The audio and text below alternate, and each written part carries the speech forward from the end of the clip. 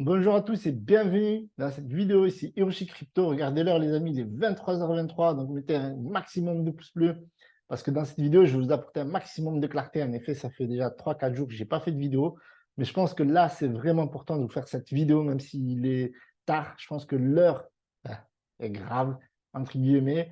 Il y avait beaucoup de personnes qui pensaient que c'était le bull run, que le bull run a été activé notamment par BlackRock avec le dépôt de l'ETF Trust Bitcoin en mode spot et la SEC a donné son opinion. Vous avez peut-être vu la news un peu partout. J'arrive peut-être en retard, enfin en retard de nos jours. Et l'idée, c'est de vous apporter un maximum de clarté afin que vous preniez les meilleures décisions. Bien entendu, je ne suis pas votre conseiller financier, faites vos propres recherches et appuyez un maximum sur le pouce bleu, d'accord? Alors, j'avais fait quand même un sondage parce que je me suis dit, je me remets en question parce que beaucoup de personnes m'ont dit, mais tu es fou, tu comprends rien, Hiroshi. Mais en fait, je suis content que 80% quand même ne sont pas d'accord du fait que le bull run ait déjà commencé contre 20% qui pensent que le bull run a commencé. Il y a eu quand même 367 votes il y a 8 jours. Alors du coup, je vais être synthétique parce que franchement, il y a beaucoup de news et on va regarder tout de suite le marché. Donc on a un Fear and Greed à 60, donc la tendance est à l'achat, d'accord?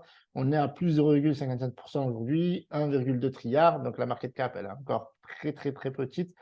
Savoir que dernièrement, Apple eh bien, a dépassé les 3 trilliards. Donc, Apple fait 3 fois la market cap de toutes les cryptos réunies. Donc, c'est un truc de dingue. Autant dire qu'on est vraiment early. Quand je vous dis qu'on est early, on est vraiment early de chez early. Donc, du coup, on a du Bitcoin à 30 607. Quand même, ça reste très solide, plus 0,55%. Malgré tout, ça encaisse bien la nouvelle, même si elle est mauvaise.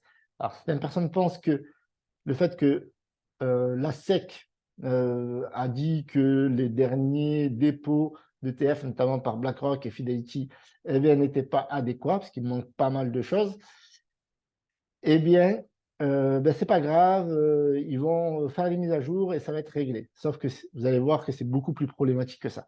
Donc, on a Ethereum voilà, qui frôle les 2000 $, 1923 $. On a le BNB qui est en train de revenir avec un plus de 61%, 246 à 230, franchement, 235 même, je pense. Je commençais à m'inquiéter. Mais voilà, sur le long terme, je pense qu'ils vont se remettre. XRP, voilà, ça stagne 0,47 centimes. Cardano, pareil. Dogecoin, plus 3,46%. Bon, en dessous des 7 centimes. Vous voyez qu'on est quand même reparti de manière générale. On est quand même reparti, à part pour XRP et ADA, on est quand même reparti à la hausse sur les 7 derniers jours. Mais il y a le Wrapped Bitcoin. D'ailleurs, on va parler de Wrapped Bitcoin, on va parler de Solana, on va parler de FTT. Franchement, il faut que j'aille vite parce que ça va être une tuerie cette vidéo. Donc, encouragez-moi la famille. Donnez-moi de la force. Dans le Shiba qui prend 1,63%. Voilà, bon, de manière générale, on a quand même des altcoins qui sont en train de rebondir et ça fait très plaisir. Regardez le Ethereum classique, 5,70%. Donc voilà, de belles choses quand même. Franchement, c'est encourageant, même si la SEC nous donne du fil à retordre. Mais franchement, sans douter, sincèrement. Ils ne nous ont pas pris voilà, de travers. Hein. Enfin, ils ne l'ont pas fait à l'envers. Hein. On savait très bien ce qu'ils allaient faire. Et voilà, c'est sans surprise en réalité. Donc là, on a toujours la Bitcoin dominance, 51,25%. Donc, comme on peut le voir ici, ça, à un moment donné, quand les altcoins étaient en train de repartir, la Bitcoin dominance est en train de baisser, puis voilà, ben, ça repart. Ben, ça, c'est tout à fait normal. Donc, du coup, on va regarder le marché global. On a le FTT qui perd 19,2%. D'ailleurs, on va en parler. On a le flow, on va parler également, le BSV, donc tout ce qui est Bitcoin. Il y a le Bitcoin Cash aussi qui a baissé. Le LDO plus 4,9%. J'aime bien regarder avec les bubbles parce qu'on a une autre vision. On a quand même 6,7% sur le VET. Vous voyez, des choses qu'on ne voit pas en regardant jusqu'au market cap, alors qu'avec Crypto Bubble, on voit tous 6,6% pour le SAND. Ouais, de manière générale, on a un marché qui sent bon, même si le BCH perd 3,7%. Moi, je suis très bullish. Alors, je suis très bullish sur le flow. Je suis également très bullish sur le BCH. Je me dis qu'il y a une opportunité sur le BSV, parce qu'il y a un market cap en dessous de 1 milliard. Donc, il y a vraiment quelque chose à réfléchir, bien entendu. Voilà, toutes les informations que je vous donne sont à titre d'information, de divertissement, et ne sont pas des conseils financiers. Donc, faites vos propres recherches avant d'investir. Voilà, je suis obligé de vous le dire, donc je vous le dis. Donc, maintenant que je vous ai dit ça, On va regarder le FTT. Donc, le FTT, il est en train de revenir là. Mais ce n'est pas la première fois qu'il nous fait le coup, d'accord? Donc là, on voit, regardez ici à un moment donné, je vais enlever ça, voilà. Donc, à un moment donné, ça a frôlé voilà, les espèces de support ici. Bon, ce n'est pas tout à fait le support, ça a presque touché là. Donc, 74 centimes, on va dire ça comme ça. Chaque fois que ça s'approche des 74 centimes, ça rebondit. Il y a une news, on est remonté ici à 2, quasiment 9. Vous voyez on a presque j'aimerais dire, on a limite une grosse résistance autour de cette zone-là. On peut la tracer comme ça. Voilà. Voilà, comme c'est une résistance, ce n'est pas un point d'achat. Donc, on la met en rouge. Alors, du coup, vous voyez qu'ici, à chaque fois qu'on a une grosse remontada, on a une correction. C'est très spéculatif, mais la crypto-monnaie n'est pas spéculatif, les amis. C'est très spéculatif. La crypto-monnaie, c'est très volatile et vous risquez de tout perdre. Donc, n'investissez toujours pareil que l'argent que vous êtes prêt à perdre. Ceci étant dit, on voit qu'à chaque fois qu'il y a des nouvelles sur le potentiel retour de la plateforme FTX, de Sam Bankman et sa clique. Mais bon, Sam Bankman, il est hors piste maintenant. J'espère qu'il va aller en prison il y a très longtemps. Enfin, je n'aime pas souhaiter le mal des gens, mais quand même des gens qui ont volé des millions de personnes, ça fait chier. Alors du coup, on a à chaque fois, on a une résistance autour des 3 $ quasiment, on va dire ça comme ça. Et là, vous voyez, là, ça s'est arrêté à 2,51%, mais ça aussi, c'est un peu lié aux news de la SEC, voilà, depuis hier, comme ils ont annoncé ça hier.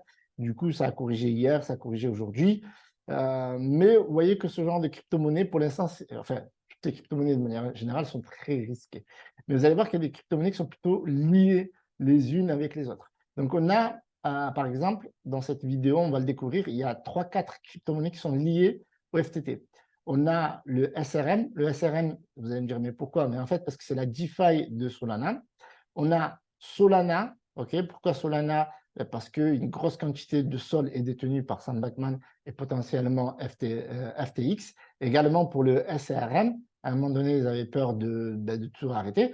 Et en fait, quand le FTT il monte, vous allez voir que comme par magie, vous avez le SRM qui monte. Bon, voilà, là, j'avais fait un dessin. Et regardez là, quand le FTT est monté, le SRM, bam, il a explosé.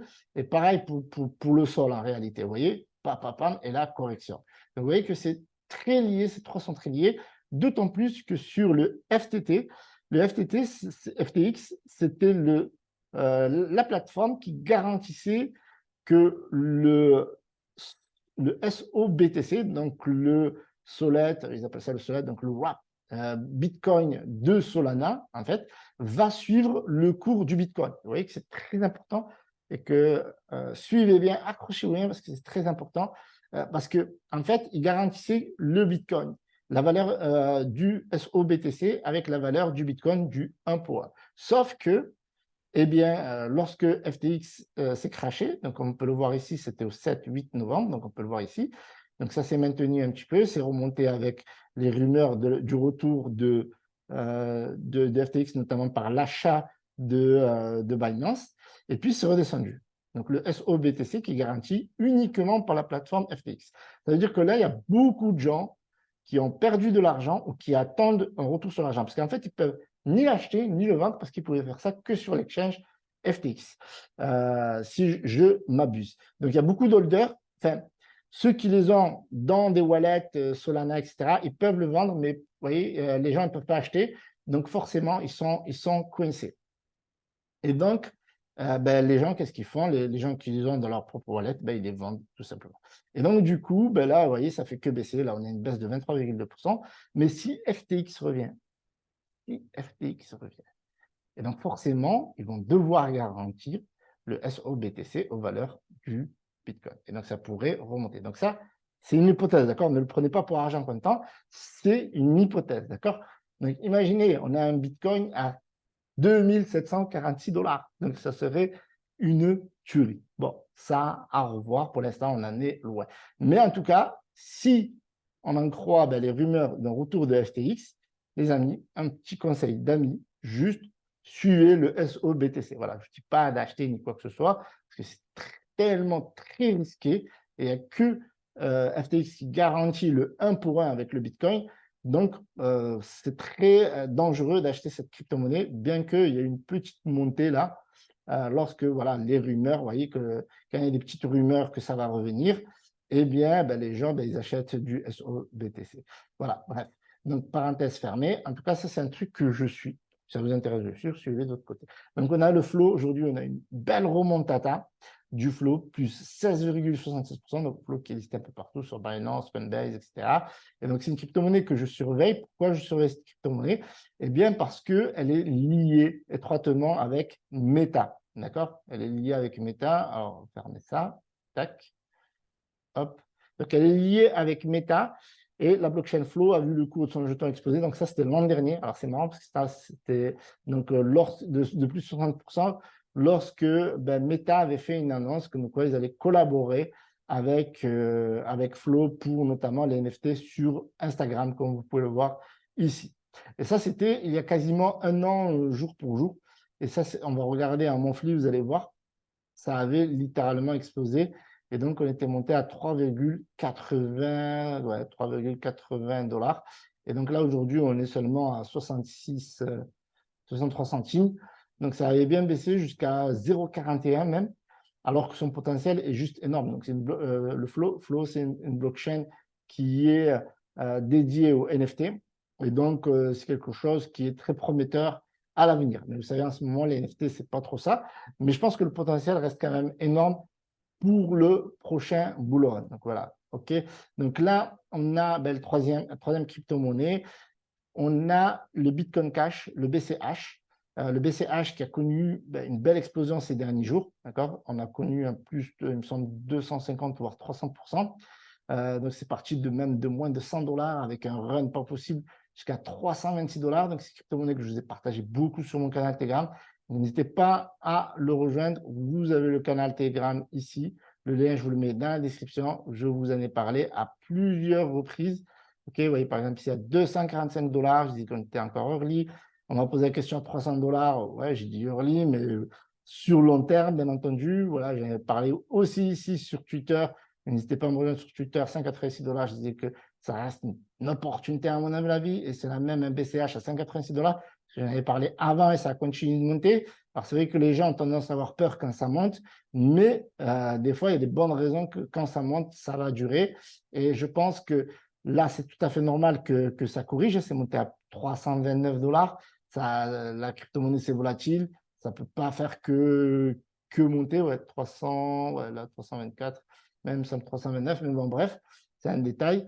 La crypto-monnaie, c'est très volatile. Donc, c'est normal qu'au bout d'un moment, ça corrige. Donc, ici, la news, eh ben, c'était très simple. On a un exchange, d'accord, qui a listé, donc c'est EDX, donc c'est un exchange qui est dédié aux institutionnels.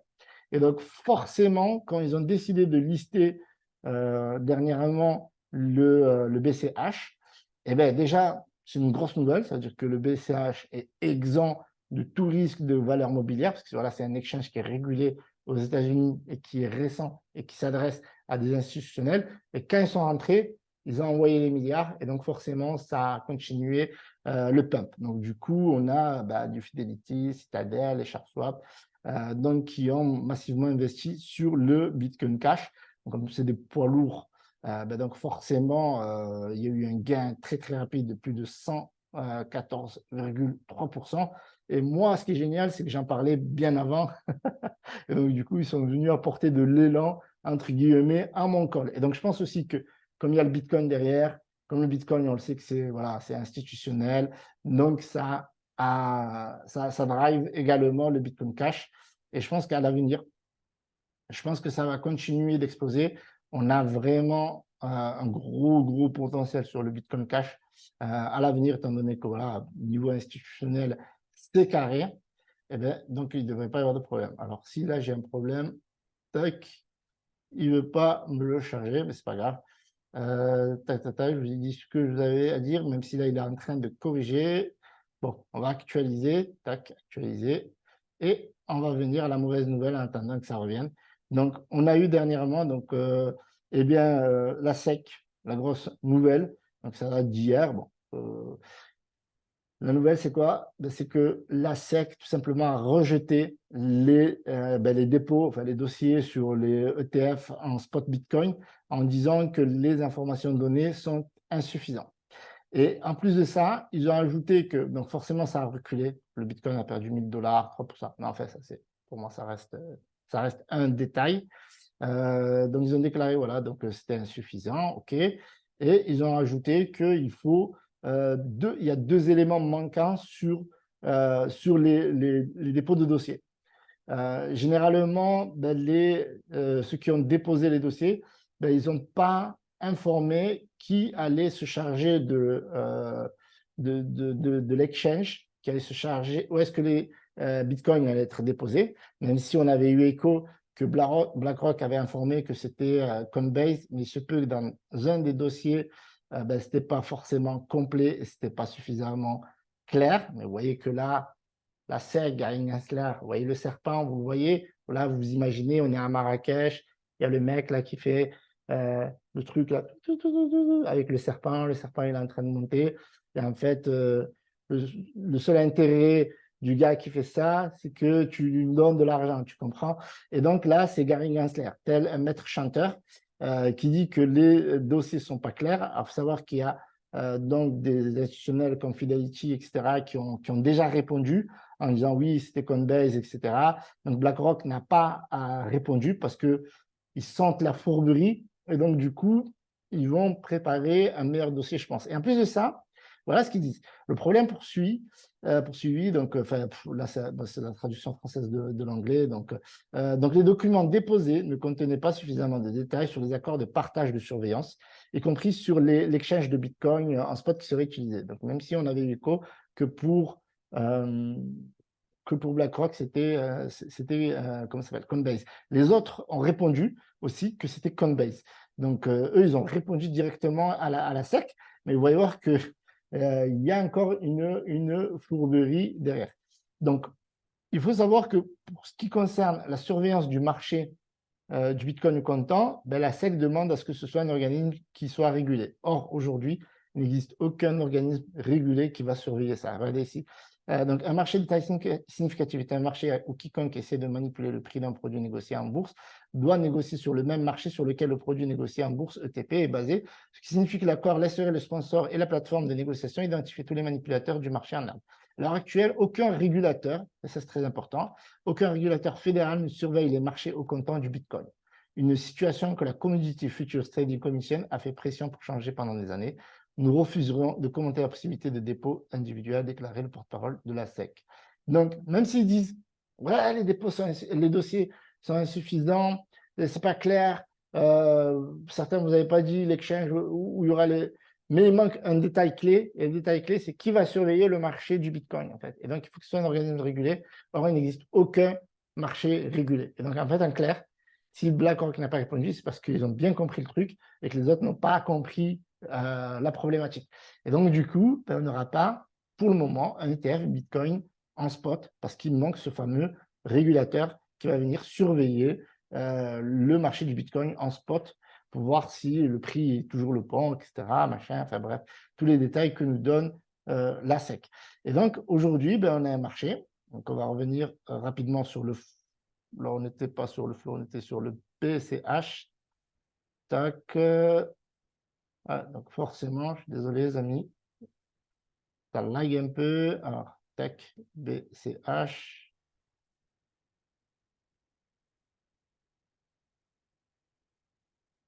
OK, OK. Ouais, donc là, je suis sur la capitalisation, donc ça ne va pas le faire. Voilà.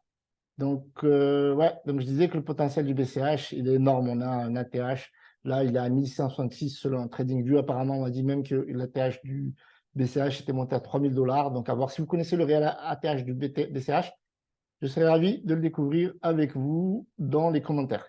Ouais, en tout cas, on a eu un bonbon. Bonbon, c'est du bonbon. Le BCH, c'est du bonbon. Maintenant, le marché, regardez, un FTT qui perd 10%. Bon, après, ça ne m'étonne pas, c'est tout à fait logique. Donc, plus grosse perte. SRM qui suit le FTT quasiment avec le sol, donc forcément, ça suit derrière. Le BCH, Luna, moins 0,8%. Luna, il est quasiment mort avec Docon.